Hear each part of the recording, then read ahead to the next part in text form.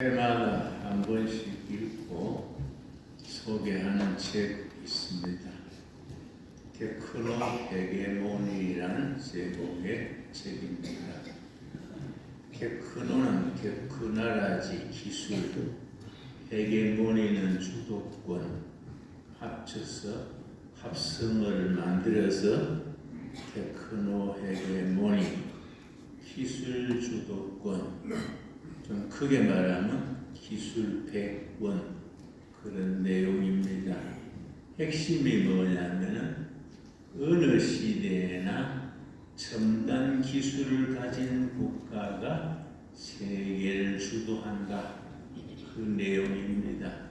그런데 이 책을 자세히 읽어보면은 그 기술 헤게모니가 대체로 100년 만에 공격한다. 영국이 산업혁명을 일으키고 변경한 100여 년간 주도하다가 독일 쪽으로 옮겨가고 공산당이 일어선 뒤에 100여 년 만에 몰락하고 지금 미국이 헤게모니를 잡고 있습니다. 이건 이 일본 사람이 쓴 책인데 이 저자는 미국 다음에 일본이다 그런 의도로 썼습니다만은 오히려 일본이 주저앉았습니다. 그런데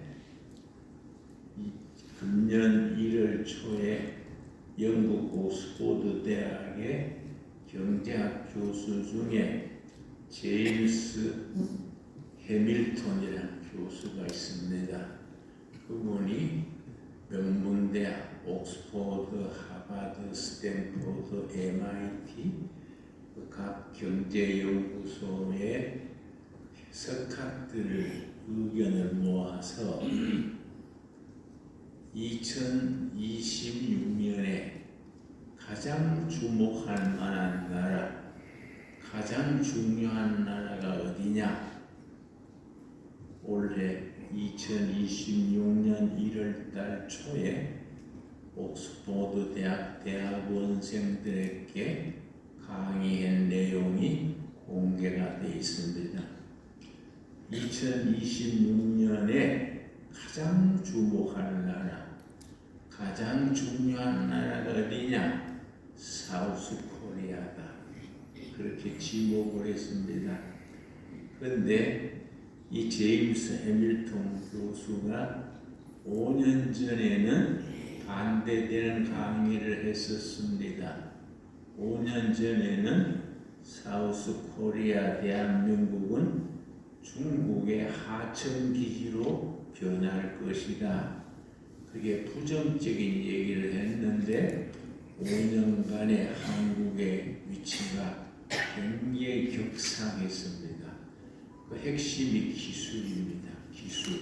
기술 과학이 세계를 주도하게 됐다. 그래서 그 어른의 강의의 서두에 뭐라고 말했냐 하면은 한국 산업이 멈추면 전 세계 37% 산업이 멈추게 된다. 그걸 하나하나 조건을 들어서 설명을 하면서 한국 기술이 세계를 2026년에 선도할 수 있는 기술 5가지를 뽑았습니다. 첫째는 두말할 것 없이 반도체, 삼성 반도체, SK 하이닉스 반도체. 나는 그런 기업들은 한 기업이기 이전에 애국 산업입니다. 삼성 반도체나 SK 하이닉스가 있기 때문에 우리나라의 국격이 확 높아집니다. 두 번째는 조선업, 대만드는 기술. 지금 군함으로 말하면은 미국은 290척이고 중국은 350척입니다. 중국은 배를 막 군함을 찍어내는데 미국은 1년에 한두 척도 못 만들어냅니다. 그래서 미국의 해군 장관, 미국의 고위층이 뻔질나게 제주도, 울산, 거제도, 울산을 다녀갑니다. 조선사가 있기 때문에 세계 지금 바다에 떠다니는 큰 배들 중에 두 척 중에 한 척은 한국 조선소가 만든 배들입니다. 특별히 석유 LNG 가스를 실어나는 배가 있습니다. LNG 가스 운반선을 만드는 기술이 거의 한국이 유일합니다. 그걸로서 세계 주도권을 행사할 수 있다. 세 번째는 뭘 들었냐면은 원자력 기술입니다. 원자 폭탄 만드는 말고 산업화하는 기술, 원자력 기술, 특별히 미국이 전력이 너무 부족해서 미국의 전력 비상 상태를 트럼프 대통령이 선포했는데 미국 전기를 원자력으로 바꿔야 되겠다. 그래서 원자력 발전소를 200기를 세우려 하는데 그 비용이 700조가 든다고 그렇게 얘기합니다.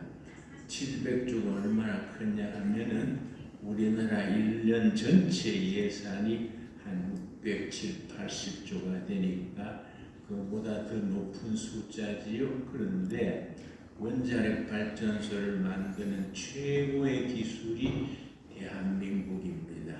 다른 나라하고 경쟁이 안 돼요. 그러니까 우리 과학자들, 기술자들이 얼마나 밤잠 안 자고 그렇게 연구하고 쌓은 기술이 우리나라를 단군일에 처음으로 세계를 주도할 수 있는 기술 국가로 발전시킨 셈이지요. 네 번째는 배터리입니다. 배터리. 자동차를 움직이는 전기 배터리. 배터리 중국과 한국이 경쟁을 하고 있는데 우리나라 기술진이 한 번 충전해서 1200m 갈 수 있는 부산에서 서울까지가 430km입니다.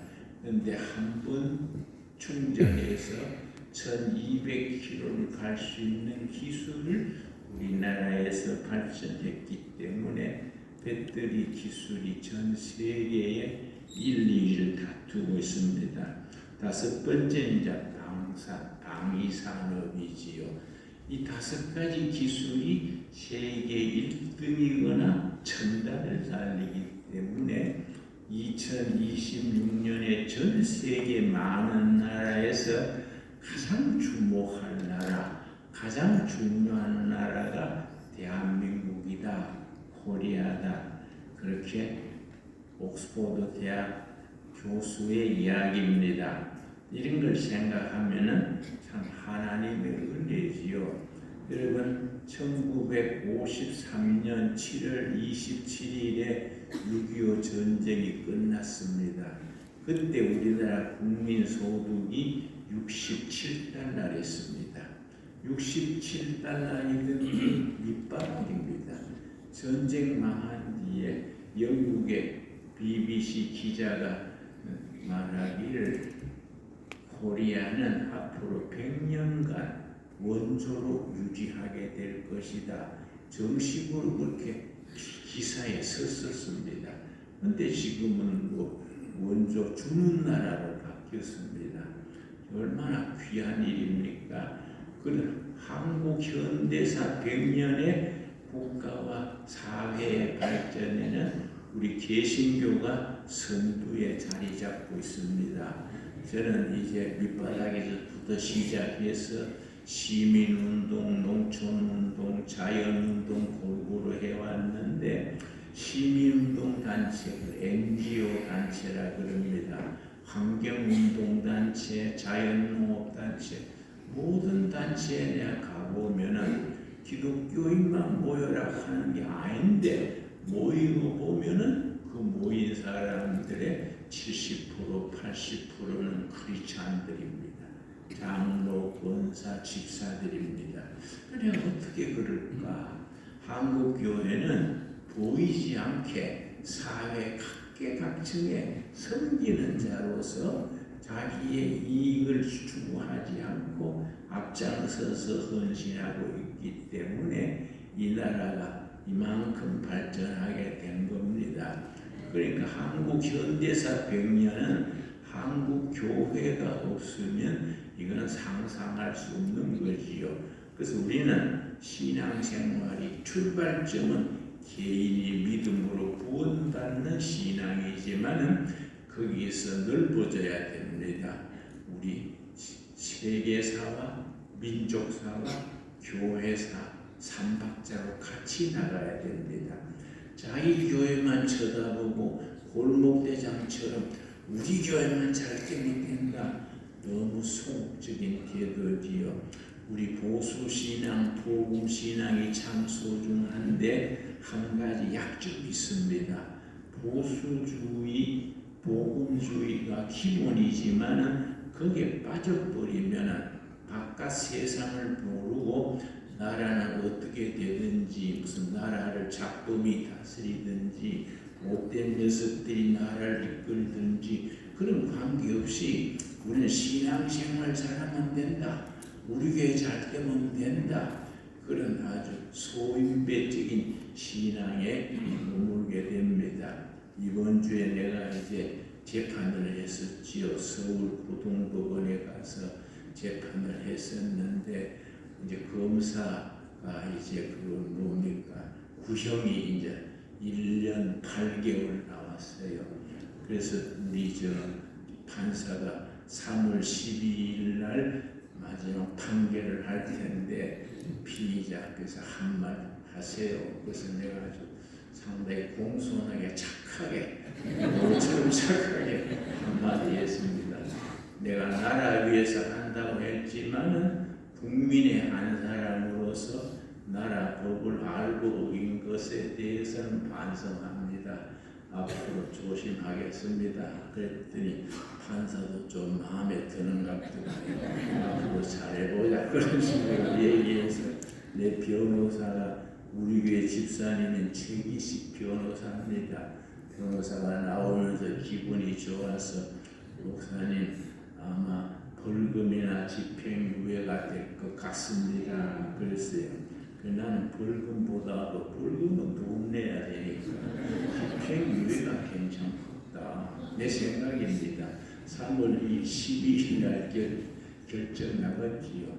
집행유예는 뭐 그 기간 동안 아무 말도 안 하면 되니까 이재명이가 자범 수준이다 그 말 안 하면 되니까 그러니까 괜찮지 않겠나 내 생각입니다. 여러분 우리가 크리스찬으로서 자기 교회가 소중하지요. 자기 개인의 구원에서부터 시작합니다. 그 복음적인 신앙 고백이 없으면 크리스찬이 아니지요.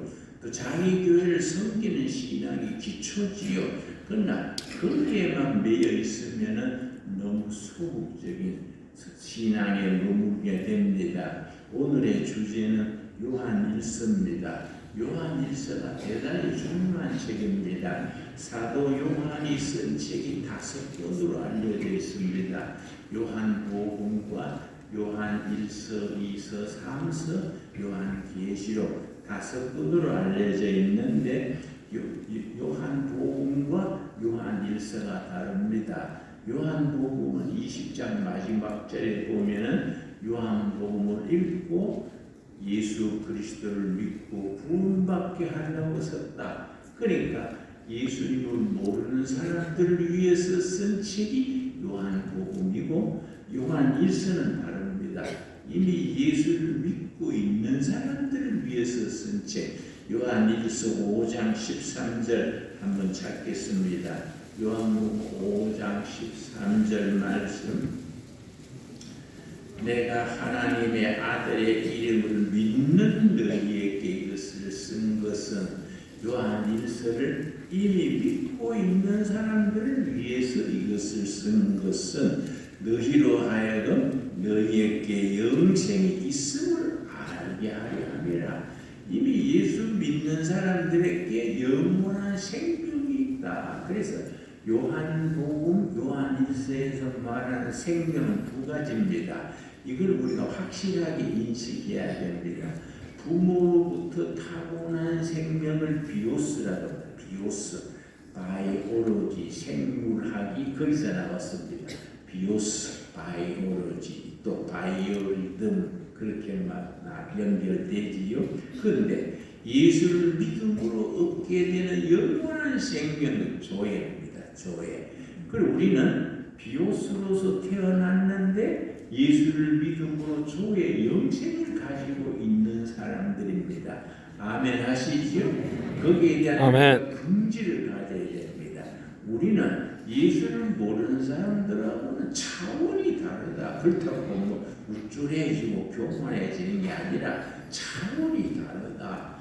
우리는 비오수 상태에 있는 사람들이 아니고 조회, 영생을 누리고 있는 사람들이다. 우리가 이 땅에 살고 있지만 영생을 이미 누리기 시작하고 있는 것에 대해서 감사드릴 수 있게 되기 바랍니다. 아멘. 1장 1절 말씀, 요한 1서 1장 1절. 요한 1서에는 세 가지 주제가 있습니다. 첫째는 말씀과 사귐과 섬김입니다.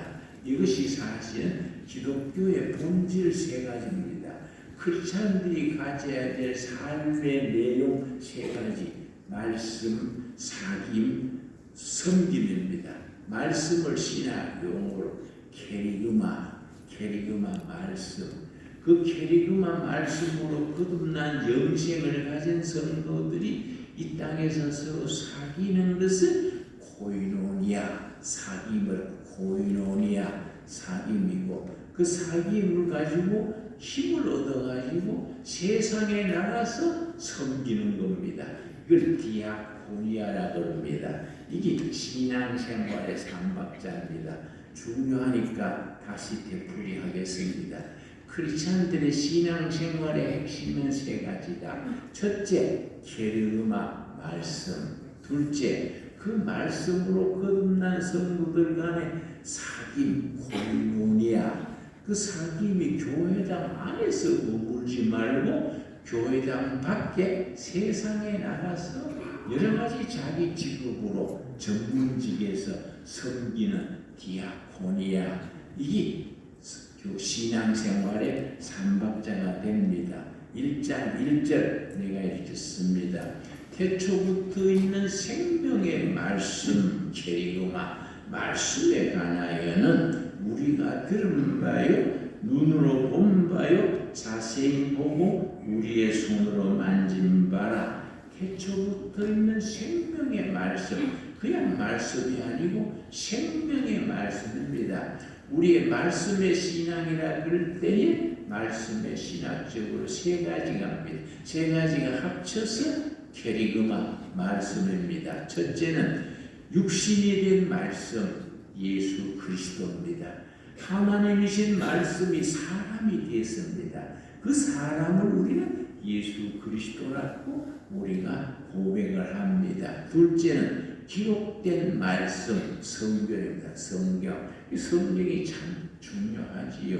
성경 말씀, 성경 기록된 말씀. 세 번째가 선포되어지는 말씀, 설교죠. 설교. 그래서 설교가 굉장히 중요합니다. 캐톨릭에서는 강론이라 그러고 우리는 설교라 그러는데 이 생명의 말씀을 성도들에게 설하는 것, 이 설교가 얼마나 중요합니까? 그러니까 여러분 전도를 하거나 해서 교인을 추천할 때 가까운 교회 나가세요.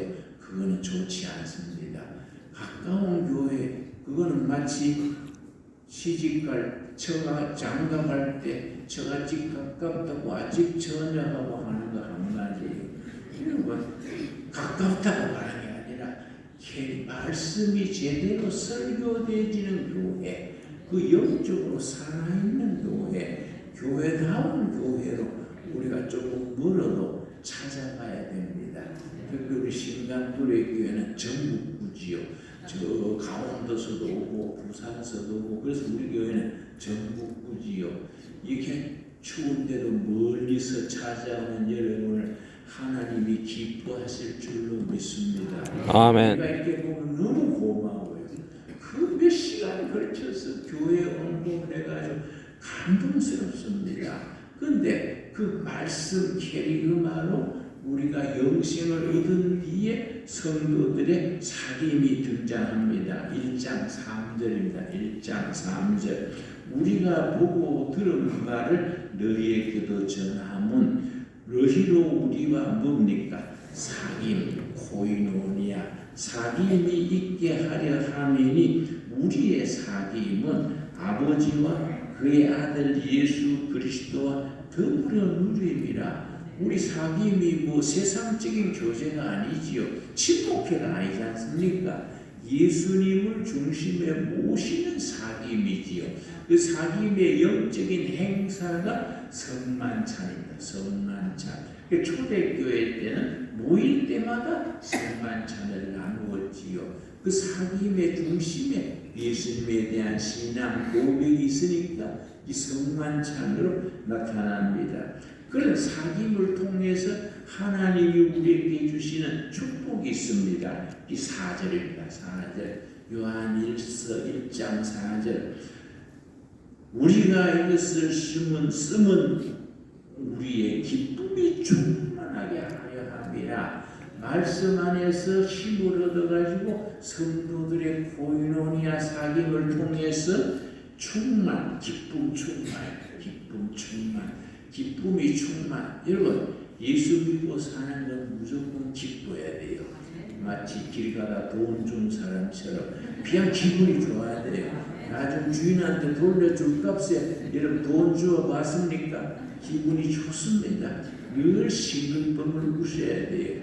주머니에는 먼지만 들어있어도 마음에 기쁜 거예요. 왜냐? 예수님 때문에, 성도의 사귐 때문에 기쁨이 충만하게 하려 합니다. 그런데 요한일서에서 제일 경계하는 것이 거짓말입니다.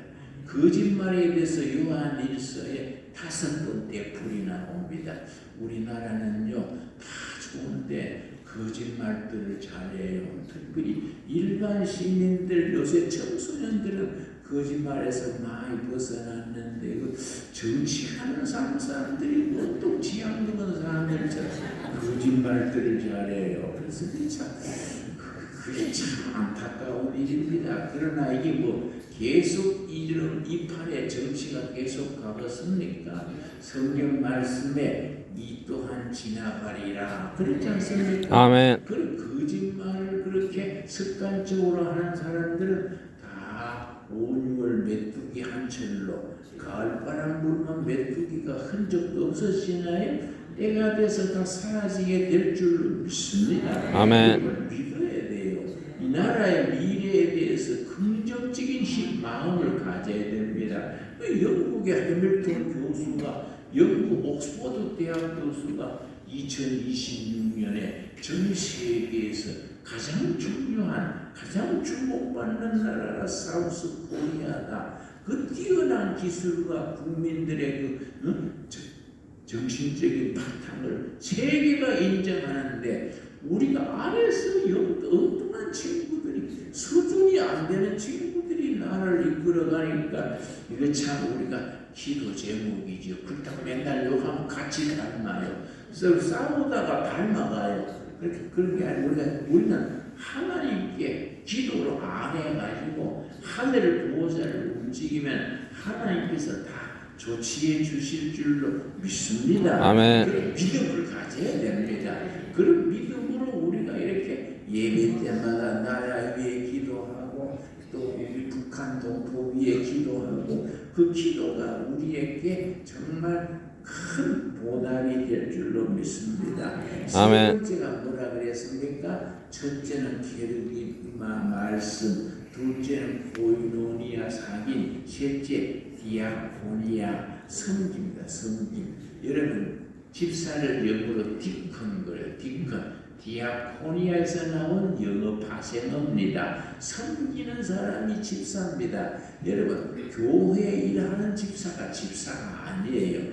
우리 청년들이 토요일날 교회 유리창 닦길래 내가 기도를 해서 이 사람들아 착하다. 웬일이요? 그랬더니 봉사활동합니다. 그래서 내가 그 착하기는 한데 그거는 건물 관리고 교회 말하는 봉사 디아코니아는 교회에서 받은 신앙으로 세상에 나가서 봉사하는 거다. 그래서 여러분 저 독일의 막스 베버라는 유명한 사회학자가 있습니다. 막스 베버가 쓴 책 중에 우리말로 번역이 되어 있습니다. 직업으로서의 정치, 소명으로서 정치라는 얇은 책인데 그건 정치가 하나님을 섬기는 수단이다. 크리스찬이 정치라는 수단으로 나라 섬기면서 하나님의 믿는 신앙을 실천한다. 그러니까 여러분 정치를 소중히 여겨야 됩니다. 우리 교회 청년들도 자라서 시의원도 나가고 도의원도 나가고 국회의원도 되고 그렇게 이 나라 정치를 주도하는 일에 정말 양심이 바른 성도들이 이 나라를 이끌어가야 안 되겠습니까? 아멘. 나는 대학교 때 청년 때 내 친구들이나 집안이 나한테 정치하라 그랬어요. 정치 소질이 있다. 내 친동생이 지금도 뭐 나한테 그럽니다. 형은 정치에서 한가닥 할 일인데 시골에서 목사하고 있어야 지 딱딱 참 답답하다. 그래서 내 정치는 하나님의 정치 아닌가. 나는 정치했으면 아마 객사했습니다. 나는 목사 된 게 너무 나한테 맞아요. 나는 목사가 나한테 체질에 맞습니다. 여러분 보기도 그렇지 않습니까? 그러니까 아멘. 정치 위에 신앙이 있는 겁니다.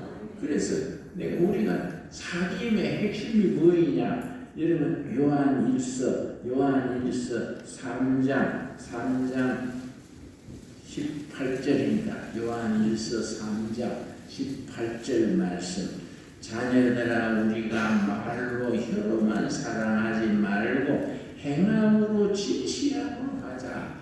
사랑으로 진실하게 실천하는 신앙, 섬기는 것이 생활화가 되어야 됩니다.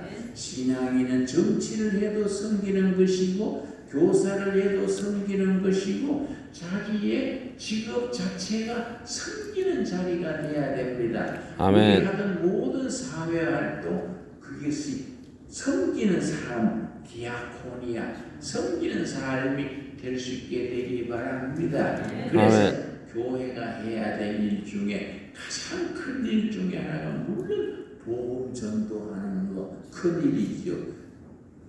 섬기는 사람을 길러내는 겁니다. 우리 청년들에게 각자 너는 뭘 섬겨라, 너는 무엇을 길러 나가라. 그 은사 개발 그래요. 은사 개발. 각자 은사를 개발해가지고 그걸로 자기 평생 헌신해서 나라를 빛내고 정직한 사회를 만들고 공의로운 국가를 세우고 국민이 행복해지는 나라를 세우는 겁니다. 그래서 너희는 말과 혀로 입으로 아멘 아멘 한다고 되는 게 아니고 진실함으로 실천함으로 섬기는 자가 되라. 여러분 아멘 하시지요? 아멘. 그래서 요한 1서가 참으로 중요합니다.